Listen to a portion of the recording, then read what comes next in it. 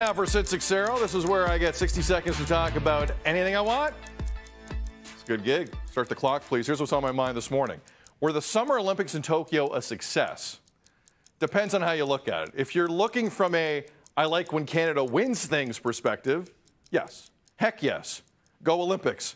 24 medals for Canada. Most they've ever had in a non-boycotted Summer Games. Also, the 7 gold medals tied for most by a Canadian team in any Olympics in the summer.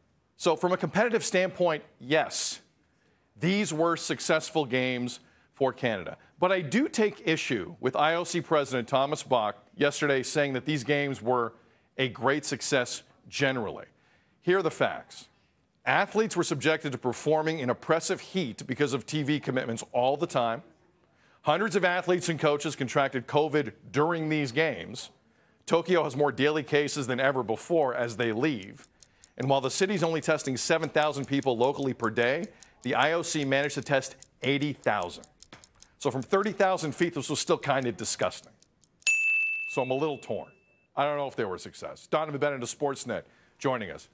Donnovan, help me out. Were these games a success?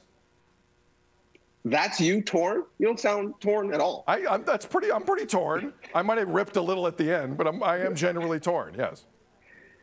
I think we need to be torn about the Olympics, period, full stop, not just in the middle of a pandemic. Because if you're going to have the Olympics in a pandemic, I think this is the best that you could do, quite frankly. We didn't see competitive balance impacted because of COVID. And quite frankly, the cases were going up in Japan before the Olympics, and they probably are going to continue to go up afterwards. But if we look towards the next Olympics, we're just a couple months away in China.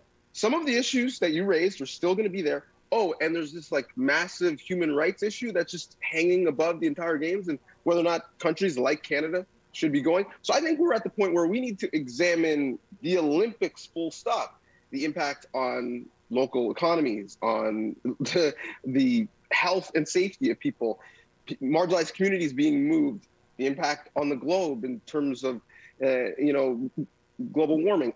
And the other question is, you should question everything that Thomas Bach says. As soon as he says something, you know it's probably not true. So my questions are about the Olympics full stop, not just the ones that we just saw in Japan.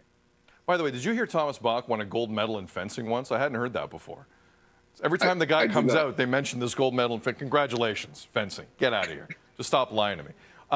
Quickly, Donnovan, before we let you go, this should Canada, I was going to ask you something else, but this is more relevant. The should Canada go to Beijing discussion in 6 months, it's going to grow, right? Like, I think there's a reason the NHL haven't committed their players, right? There's this bubbling storyline. Would you not agree? Has to. And quite frankly, I'm surprised it hasn't been a bigger storyline. The words genocide are difficult for people to use, but we finally started using them about what we did to the first people in our land, in this country. But shouldn't we keep that same energy and maybe apply it to what's going on elsewhere and maybe not be in bed with something that, as a country, if we're progressive, we shouldn't be aligned with? So individual athletes, sponsors, government, all should be, and I believe will be, asked some tough questions leading into these games. We were leaders in saying, well, wait a minute, we're not going to Tokyo a year ago because of what it meant to the health and safety and what it said about us as a country. I'm very interested to see if we are leaders again in terms of what happens in China, in specifically in Winter Games where, let's be honest, we place a lot better because we're competing against few people. So I'm interested to see what happens. To be continued. We're going to have this conversation again. Donnovan Bennett, love you. Appreciate you. Take care, man. You too, Bo. He's good. All right, we're going to take a break. The border is open to vaccinated Americans after 16 months. Today is day one. As a Canadian, is this the right time for this? Let us know. You sound off. 1-866-267-3797. Feedback at breakfasttelevision.ca. Twitter 24/7. Let us know. It's a Monday. It's 6:44 Toronto. Good Monday morning. You're watching Breakfast Television. You sound off coming up after the break.